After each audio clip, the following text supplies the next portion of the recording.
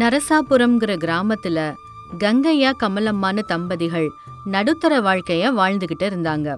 4 ஏக்கர்ல நிலம், ஒரு சொந்த வீடு, ஒரே ஒரு பையன். அவங்க வாழ்க்கை என்னவோ ரொம்ப அமைதியா போயிட்டு இருந்துச்சு. அதோட ஊர்ல யாருக்காவது ஏதாவது உதவி தேவைன்னா இவங்க நல்ல மனசோட செய்வாங்க. இவங்களுக்கு ஊருக்குள்ள நல்ல பேர் இருந்துச்சு. இப்படி ஒரு நாள் கங்கையா வயலுக்கு போய்கிட்டு இருந்த நேரத்துல, ஏங்க வயல் வேலை எல்லாம் நல்லபடியா போயிட்டு இருக்குல்ல? அந்த கடவுளோட கிருபையால எல்லாமே நல்லா போயிட்டு இருக்குமா. பையனும் வளர்ந்துகிட்டே போறாங்க. அவன் படிப்புக்காக இப்பவே கொஞ்சம் பணம் சேர்த்து வச்சுட்டா அதுக்கப்புறம் எந்த கவலையும் இல்லைன்னு ஒரு யோசனை. அத பத்திலாம் நீ ரொம்ப யோசிச்சுட்டு இருக்காதம்மா, நான் தான் இருக்கேன்ல, நான் எல்லாத்தையும் பாத்துக்கறேன், விடு. சரிங்க, அந்த கடவுள் நம்மளை இப்படியே நல்லபடியா பாத்துக்கிட்டாலே போதும். சரிம்மா, நான் அப்படியே வயலுக்கு போயிட்டு வரேன். அப்படி அங்கிருந்து கிளம்பி போனா கங்கையா. வயலுக்கு போய்கிட்டு இருந்த வழியில அந்த ஊரோட ஒரு பெரியவரை கங்கையா சந்திச்சான். என்ன கங்கையா, எங்க போயிட்டு இருக்க? அப்படி இங்கதான் வயல் வரைக்கும் அப்படியே போலான்னு கிளம்புனேமாமா.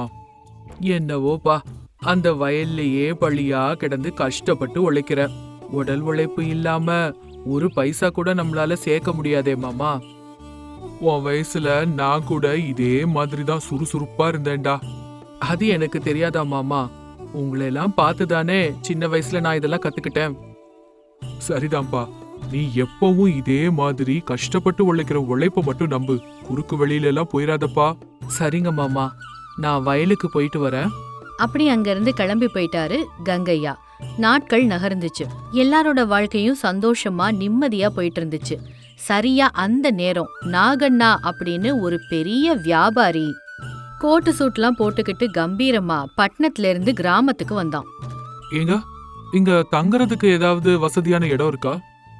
யாருங்க நீங்க? எங்க இருந்து வந்திருக்கீங்க? உங்களுக்கு எங்க ஊர்ல என்ன வேலை? என்னோட பேரு நாகண்ணா. நான் பட்டணத்துல இருந்து வரேங்க. நான் இப்படிதான் ஊரா சுத்தி ஏதாவது வியாபாரம் பண்ணிட்டு இருப்பேன். இந்த ஊர்லயே ஏதாவது வியாபாரம் பண்ணிட்டு இங்கேயே இருந்துடலான்ற யோசனையில இங்க வந்தேன். ஓ அப்படிங்களா? அப்ப இப்போ உங்களுக்கு செய்யறதுக்கு ஒரு வேலை, தங்குறதுக்கு ஒரு இடம் வேணும், அவ்வளவுதானே? ஆமாங்க, அதேதான். ஏதாவது வழி இருக்குமா? நீங்க நேர போய் சிவன் கோயிலுக்கு பக்கத்து தெருல இருக்கிற கங்கையாவோட வீட்டுல போய் விஷயத்த சொல்லுங்க, போதும். மத்ததெல்லாம் அவரே பாத்துக்குவாரு. இந்த ஊர்க்காரங்க நிறைய உதவி பண்றீங்களே, ரொம்ப நல்ல மனுஷங்களா இருக்கீங்க நீங்க. அப்படி சொல்லிட்டு கங்கையா வீட்டுக்கு போனாரு. அவரை பத்தின எல்லா விவரத்தையும் சொன்னாரு. அதுக்கு கங்கையா, அதாவதுங்க, பட்டணத்துல இவ்ளோ தொழில்லாம் வச்சுட்டு இங்க வந்து தங்கி இருக்கலாம்னு ஏன் நினைக்கிறீங்க? சொத்துக்கள் வியாபாரங்கள் எல்லாம் இருக்குதுங்க, ஆனா எனக்கு அங்க நிம்மதி இல்ல. அதனாலதான் அது எல்லாத்தையும் என் பையன் கிட்ட ஒப்படைச்சிட்டு நான் இங்க வந்துட்டேங்க. போட்டு விடுங்க, நீங்க சரியான இடத்துக்கு தான் வந்திருக்கீங்க. நம்ம பின்னாடி வீதியில ஒரு வீடு காலியா தான் இருக்கு. அவங்க எல்லாரும் இப்ப பட்டணத்துல தங்கிட்டாங்க. அங்க யாருமே இப்ப இருக்கிறது இல்ல. உங்களுக்கு ஆட்சேபனை இல்லைன்னா நீங்க அங்க தங்கிக்கிறீங்களா? ஆஹா, வீடு கிடைச்சதே என்னோட பெரிய அதிர்ஷ்டம். அதோட என்னோட வியாபாரத்துக்கு கூட இந்த இடம் சரியா இருக்கும்னு நினைக்கிறேன். அது சரி, நீங்க என்ன வியாபாரம் பண்ண போறீங்க? நான் துணி வியாபாரம் பண்ணலான்னு இருக்கேங்க. ரொம்ப நல்லதுங்க, வாங்க நான் உங்களுக்கு வீட்டை காட்டுறேன். இப்படி சொல்லிட்டு கங்கையா அவனை அந்த வீட்டுக்கிட்ட கூட்டிட்டு போனான். அவருக்கு அந்த வீடு பிடிச்சு அங்கேயே தங்க ஆரம்பிச்சாரு. வீட்டுக்கு வந்ததுக்கு அப்புறம் கங்கையா கமலா கிட்ட, அந்த மனுஷனை பாத்தியா கமலம்மா? பாக்குறதுக்கு எவ்வளவு கம்பீரமா இருக்காரு. ஆ ஆமா ஆமா, பேச்சு கூட நல்ல இனிக்க இருக்கு. வியாபாரின்னு சொன்னீங்கல்ல, அப்ப அப்படித்தானே இருப்பாங்க. அந்த கம்பீரம் எல்லா மனுஷனுக்கும் இருக்கணும்டி. அப்பப்பா, இப்ப என்ன ஆச்சு உங்களுக்கு? காலையில இருந்தே அந்த ஆளை பத்தியே பேசிக்கிட்டு இருக்கீங்க. எனக்கு என்னடி ஆச்சு? ஒன்னும் இல்ல, அந்த மனுஷன் பாக்குறதுக்கு ரொம்ப நல்லவரா தெரியறாருன்னு சொல்ல வந்தேன், அவ்வளவுதான். அவ்வளவா இருந்தா சரிதான். அப்படி கொஞ்சம் சந்தேகமாவே தான் இருந்தா கமலம்மா. நாட்கள் நகர்ந்து போச்சு. நாகண்ணன் தன்னோட பேச்சு திறமையால ஊர் மக்கள் எல்லாரையும் வசீகரிக்கிறாரு. அவரை பத்தி எல்லாரும் பெருமையா பேசிக்க ஆரம்பிக்கிறாங்க. இந்த விஷயம் கமலம்மா கங்கையாட்ட வந்து சொல்றா. கங்கையாவுக்குள்ள கொஞ்சம் பொறாம ஆரம்பமாகுது.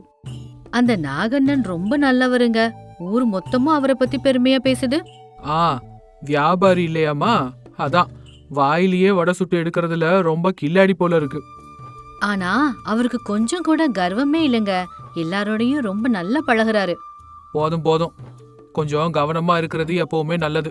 முதல்ல சோறு எடுத்து வை. நாட்கள் போக போக கங்கையா விட அதிகமான நல்ல பேரு நாகண்ணாவுக்கு கிடைச்சது. கங்கையாவுக்கு இதை ஏத்துக்க முடியல. ஒரு நாள் நாகண்ணா கங்கையா வீட்டுக்கு வந்து, கங்கையா, உங்க புண்ணியத்தால எனக்கு இருக்கிறதுக்கு நல்ல வீடு கிடைச்சது. அந்த வீடு எனக்கு ரொம்ப ராசியான வீடு போல தெரியுது.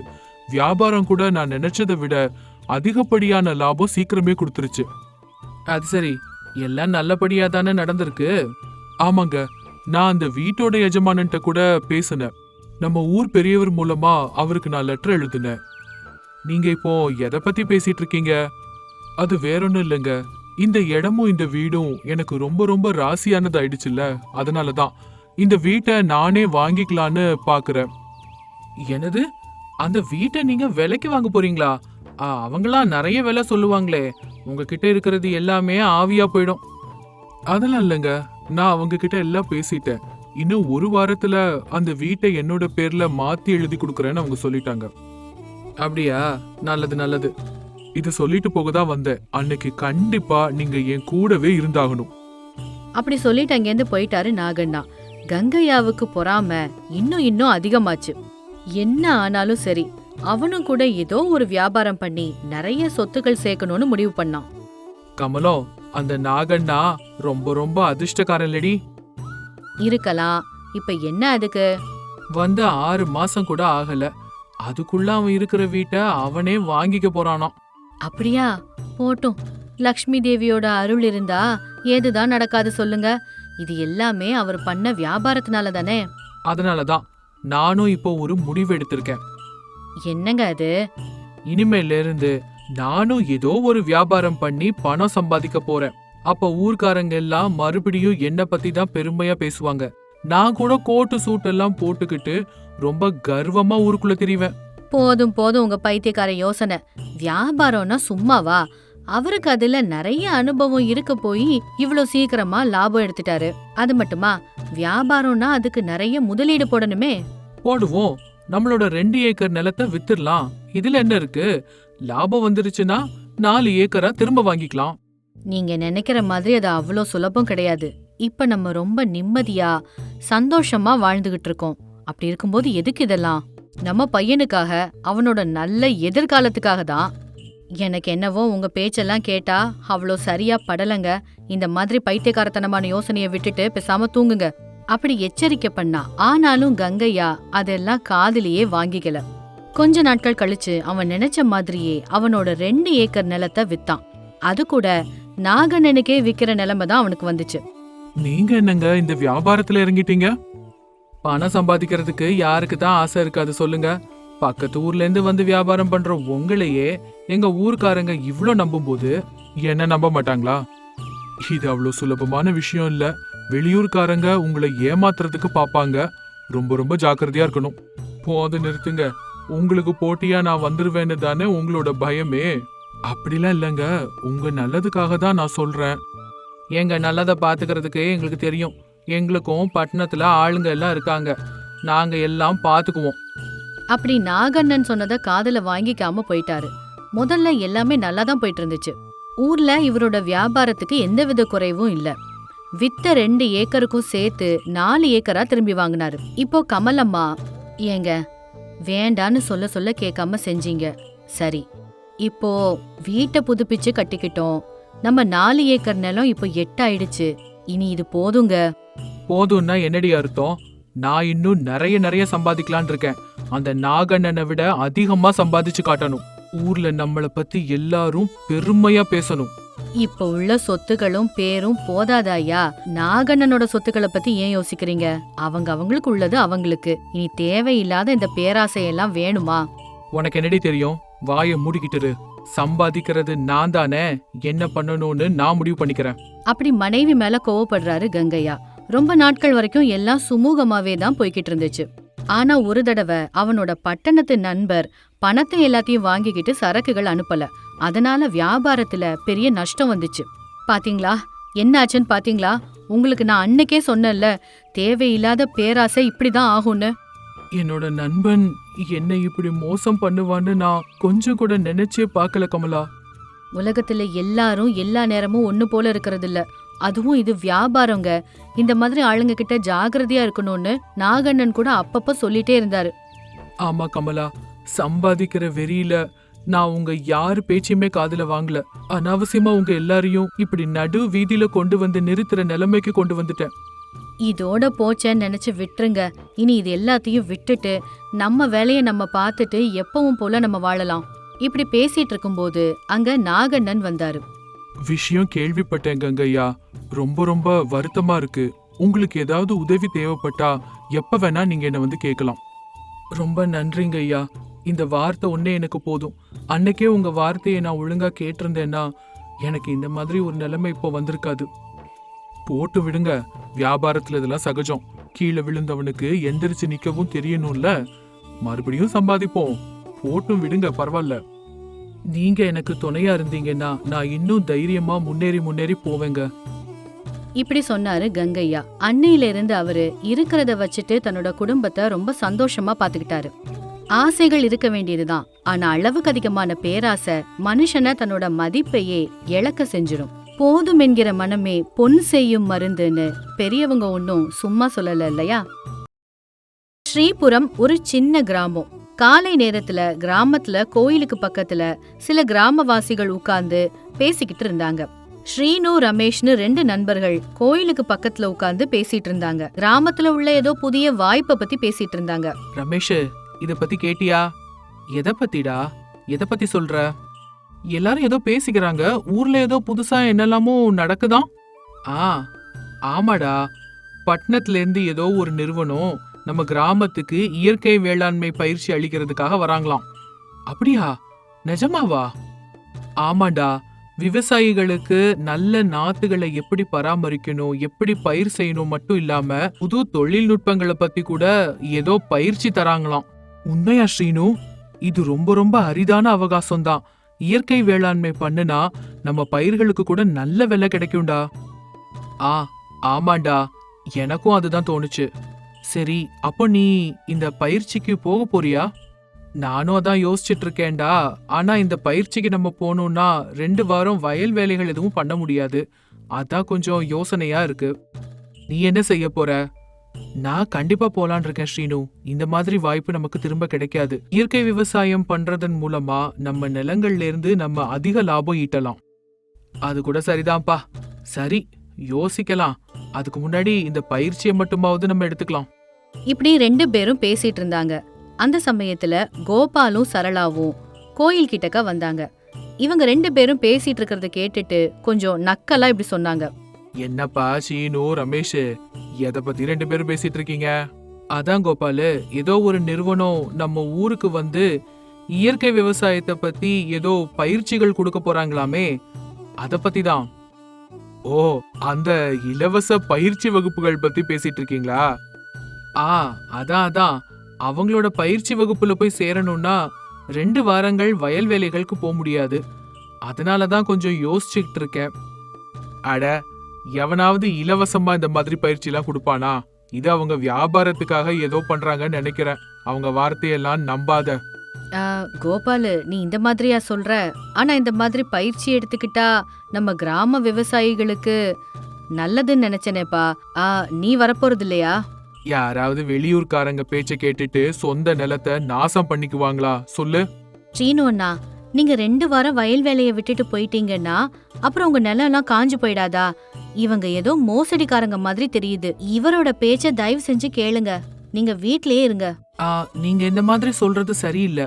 இந்த பயிற்சி நம்ம விவசாயிங்களுக்கு ஒரு அரிதான வாய்ப்பு. ஸ்ரீனு, நீ கோபால் சொல்றத நம்பாத. நீ நம்ம ஊர் தலைவர்கிட்ட போயிட்டு இந்த பயிற்சியை பத்தி கேட்டு தெரிஞ்சுக்கோ. நீ சொல்றது கூட சரிதான் ரமேஷ், ஆனா கோபாலோட வார்த்தைகளையும் ஒரேடியா மறுக்க முடியாது. சரி, நீ சொன்ன மாதிரி நான் நம்ம ஊர் தலைவரை போய் பார்த்து பேசுறேன். சரி, ஆனா இந்த மாதிரி அரிதான வாய்ப்புகளை நம்ம தவற விட்டுறக்கூடாது. அத ஞாபகத்துல வச்சுக்கோ அப்படின்னு சொன்னான். கோபாலும் சரளாவும் கோயில்ல பூஜைகள் முடிச்சிட்டு வீட்டுக்கு போயிட்டாங்க. ஸ்ரீனு ஊர் தலைவரோட வீட்டுக்கு போனான். ராஜையா அவர் மனைவி நாகம்மா கூட ஊர் விஷயங்களை பத்தி பேசிக்கிட்டு இருந்தாரு. வா ஸ்ரீனு, என்ன இந்த பக்கம் வந்திருக்க? தலைவரையா, நாகம்மா அம்மா, ஒரு ஆலோசனை உங்ககிட்ட கேட்டுட்டு போலான்னு வந்தேன். என்னாச்சு ஸ்ரீனு? என்ன விஷயம்? ஏதாவது பிரச்சனையா உனக்கு? அதெல்லாம் எதுவும் இல்லைங்கய்யா. பட்டணத்துல இருந்து வரக்கூடிய அந்த இயற்கை விவசாய வகுப்பு பத்தி தெரிஞ்சுட்டு போலான்னு தான். நீ சொல்ற அந்த பயிற்சி வகுப்புகள் பத்தி எனக்கும் தெரியும். அந்த நிறுவனத்திலேருந்து வரவங்க நம்ம விவசாயிகளுக்கு இயற்கை விவசாய கலையை பத்தி மட்டும் இல்ல, தொழில்நுட்பங்கள் கூட சொல்லி தராங்கன்னு நான் கேள்விப்பட்டேன்பா. ஆமா ஸ்ரீனு, உனக்கு ஆர்வம் இருந்தா நீ அதுல போய் சேர்ந்துக்கோ. ஆமாங்க, நானும் போகணும்னு தான் நினைச்சிட்டு இருந்தேன்.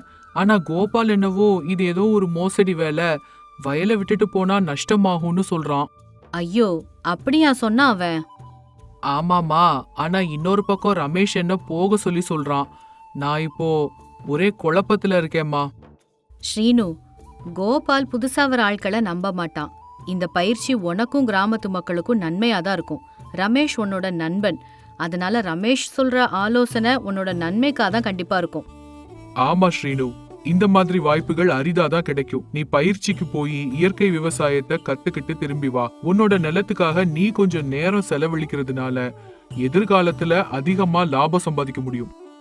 தலைவர் ஐயா, உங்க வார்த்தைகள் என்னவோ எனக்கு நம்பிக்கை கொடுக்குது. ஆனா கோபாலோட வார்த்தைகள் கொஞ்சம் எனக்கு கவலையவும் சேர்த்து கொடுக்குது.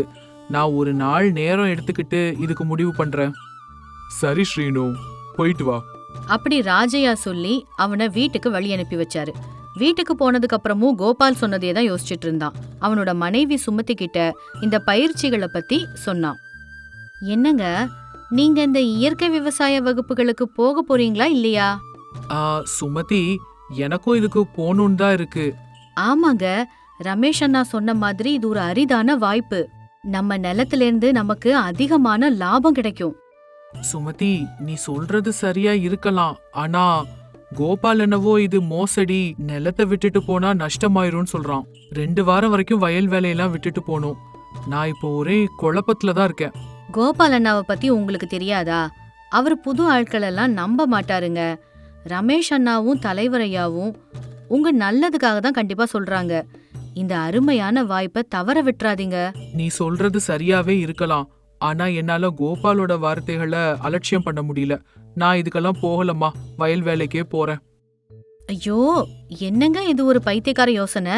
கொஞ்சம் பெரிய பெரிய விஷயங்கள் சாதிக்கணும்னா சின்ன சின்ன தியாகங்கள் பண்ணி தான் ஆகணும். என்னவோ சுமதி, அங்க போய் எந்த பயனும் இல்லைன்னா அப்புறம் நம்ம தானே கஷ்டப்பட வேண்டியிருக்கும். இப்படி ஸ்ரீனு கோபாலோட ஆலோசனையை கேட்டு பயிற்சிக்கு போக வேண்டான்னு முடிவு பண்ணிட்டான். ஆனா ரமேஷ் பயிற்சிக்கு போய் இயற்கை விவசாயத்தை கத்துக்கிட்டு திரும்பி வந்தான். அவனோட நிலத்துல இயற்கை பயிர்கள் இப்ப ரொம்ப நல்ல விளையுது. ஒரு நாள் ஸ்ரீனு அவனை சந்திக்கிறான். ஸ்ரீனு, நான் பயிற்சிக்கு போய் அந்த இயற்கை விவசாயம் எல்லாம் கத்துக்கிட்டேன்டா. அந்த நிறுவனத்துல இருக்கிறவங்க நல்ல நாத்துகள்ல இருந்து தொழில்நுட்பம் வரைக்கும் சொல்லி கொடுத்தாங்க. இப்போ என்னோட நிலத்துல பயிர்கள்லாம் ரொம்ப நல்ல விளையுது, நல்ல லாபமும் கிடைக்குதுடா. அப்படியா? ரொம்ப சந்தோஷம்டா. ஏண்டா, நீயும் என் கூட வந்திருக்கலாம்ல. இந்த மாதிரி அவகாசம் எல்லாம் திரும்ப திரும்ப கிடைக்காதுல்ல. ஆமாண்டா ரமேஷ், நான் கோபாலோட வார்த்தையை கேட்டுட்டு இந்த பயிற்சிக்கு வராம இருந்துட்டேன். இப்போ உன் வயலெல்லாம் பார்க்கும்போதுதான் எவ்வளோ பெரிய வாய்ப்பை தவற விட்டுட்டோன்னு ரொம்ப வருத்தமா இருக்கு. ஸ்ரீனு, அந்த கோபாலோட பேச்சை கேட்டு நீ தான் இப்ப நஷ்டப்பட்டிருக்க. இந்த மாதிரி வாய்ப்பெல்லாம் ரொம்ப அரிதாதான் கிடைக்கும். நீ இப்பவாவது அந்த நிறுவனத்துக்கிட்ட பேசு. இன்னொரு பயிற்சி இருந்தா அதுக்கு தயவு செஞ்சு போ. நீ சொல்றது நிஜந்தா ரமேஷ். நான் அவனோட வார்த்தையை நம்பிதான் இந்த வாய்ப்பை மொத்தமா இழந்துட்டேன். இனிமேல இருந்து என்னோட முடிவுகளை நானே யோசிச்சுதான் எடுக்கணும். ஆமாடா ஸ்ரீனு, சில சமயங்கள்ல நம்மளோட சொந்த கண்களே நம்மளை ஏமாத்த பாக்கும். இனிமேல இருந்து அவன மாதிரி ஆளுங்க பேச்செல்லாம் நான் கேட்க மாட்டேன் ரமேஷ். இப்படின்னு சொன்னா ஸ்ரீனு. அதுக்கப்புறம் ஸ்ரீனு கிராம சபையில தன்னோட இழப்ப பத்தி சொல்றான். ஆனா கோபாலோ இந்த பழியை ஏத்துக்க முடியாதுன்னு எதிர்க்கிறான். கிராம மக்களே, நம்ம ஸ்ரீனு இயற்கை வேளாண்மை வகுப்புக்கு போகாம விட்டதால நஷ்டமாயிட்டான்னு நான் கேள்விப்பட்டேன். தலைவரையா, நான் இந்த கோபாலோட ஆலோசனையை கேட்டுதான் பயிற்சிக்கு போகாம விட்டேன். இது ஏதோ ஏமாத்து வேலை, நிலத்தை விட்டுட்டு போனா நஷ்டமாயிடும்னு இந்த கோபால் தான் சொன்னான். ஆனா ரமேஷ் இப்ப பயிற்சிக்கு போய் அதிக லாபம் ஈட்டிட்டு இருக்கான். நான் ஒரு அரிய வாய்ப்பை இழந்துட்டேங்க. ஸ்ரீனு, நான் உன்னோட நல்லதுக்காக தான்ப்பா சொன்னேன். அந்த நிறுவனத்துல இருக்கிறவங்க ஏமாத்துவாங்களோன்னு நான் நினைச்சேன். இது எனக்கு தெரியாமலே நடந்த ஒரு தவறு. ஸ்ரீனு, என் புருஷன் உனக்கு தப்பான ஆலோசனை சொல்லல. நீதான் அவசரப்பட்டு இப்படி ஒரு முடிவெடுத்த. அப்படிலாம் இல்ல சரளாமா. உங்க புருஷனோட பேச்சை கேட்டு ஸ்ரீனு இப்போ நஷ்டப்பட்டு நிக்கிறான். ஆமா, அது உண்மைதான். நீங்க தான் புது வாய்ப்புகளை நம்ப மாட்டீங்க. இந்த பயிற்சி கிராமத்துக்கு ஏதோ நல்லதுதான் செஞ்சிருக்குன்னு நினைக்கிறேன். கோபாலு, என்னதான் நீ சொன்னாலும் ஸ்ரீனுவுக்கு நீ சொன்ன யோசனை தப்புதான். அரிய வாய்ப்பை தவற விட சொன்னது பெரிய தப்பு தான். அதனாலதான் இப்ப ஸ்ரீனுவுக்கு நஷ்டமாயிடுச்சு. கோபால், நீ ஸ்ரீனுவுக்கு நஷ்டம் ஏற்படுத்தி கொடுத்துருக்க. உன்னோட ஆலோசனை தப்புன்னு நீ ஏத்துக்கிட்டு தான் ஆகணும். சரிங்க, நான் தப்பு தான் செஞ்சிட்டேன். இனிமேல இருந்து என்னோட ஆலோசனையை இன்னொருத்தர்கிட்ட திணிக்க மாட்டேன். இப்படி சொல்றான் கோபால். அதுக்கப்புறம் ஸ்ரீனு தன்னோட அனுபவத்தை கிராம மக்கள் கிட்ட பகிர்ந்துகிட்டான். கிராம மக்களே, நான் கோபாலோட ஆலோசனையை கேட்டு ஒரு அரிய வாய்ப்பை இழந்துட்டேன் தான். இது மாதிரி வாய்ப்புகள் மறுபடியும் வராது. இனிமே நான் என்னோட சொந்த சிந்தனையோட நல்லவர்களோட ஆலோசனையை கேட்டு முடிவுகள் எல்லாம் எடுப்பேன். நம்ம முடிவை நம்ம தான் எடுக்கணும். ஸ்ரீனு, இந்த அனுபவத்திலிருந்து நீ நல்லதொரு பாடத்தை கத்துக்கிட்ட. ஆமா தலைவர் ஐயா, இந்த வாய்ப்பு நமக்கு நல்லதுன்னு தோணுச்சுன்னா நம்மளே போயிடணும். மத்தவங்கள பத்தி எல்லாம் நம்ம எதுவும் யோசிக்க கூடாது. ஸ்ரீனு, இனிமே நான் கூட உனக்கு இந்த மாதிரி தவறான ஆலோசனை எல்லாம் கொடுக்க மாட்டேன். அதே மாதிரி நானும் உங்களை போலவே நல்லது கெட்டதெல்லாம் யோசிச்சு புதுசா வர்றவங்களையும் கொஞ்சம் நம்பலான் இருக்கேன். ரொம்ப நல்லது.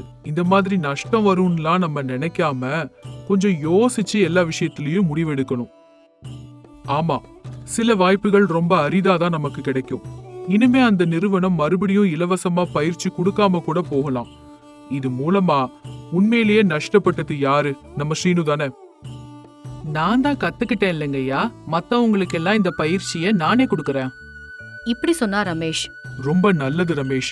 இப்படி ஒருத்தருக்கு ஒருத்தர் நமக்கு நாமே உதவி பண்ணிக்கிட்டா அது நமக்கு தான் ரொம்ப நல்லது. இப்படி ராஜையா சொல்லவும் ஊர் மக்கள் எல்லாரும் ஸ்ரீனுவையும் ரமேஷையும் ரொம்ப பாராட்டி பேசினாங்க. கொஞ்ச நாட்கள்லயே ரமேஷ் அந்த ஊர்ல இருக்கிற எல்லாருக்கும் பயிற்சி கொடுத்தான். அதனால அந்த வருஷம் பயிர்கள் நல்லா விளைஞ்சது. ரமேஷ், இந்த உதவிய நான் என்னைக்குமே மறந்து போக மாட்டேன்டா. ஐயோ, இதுல என்னடா இருக்கு? நம்ம ஒருத்தருக்கு ஒருத்தர் உதவி பண்ணிட்டு இருக்கோம், இவ்ளோதானேடா. அது அப்படி இல்ல ரமேஷ். என்னால ஸ்ரீனுவும் நின்னுட்டான்.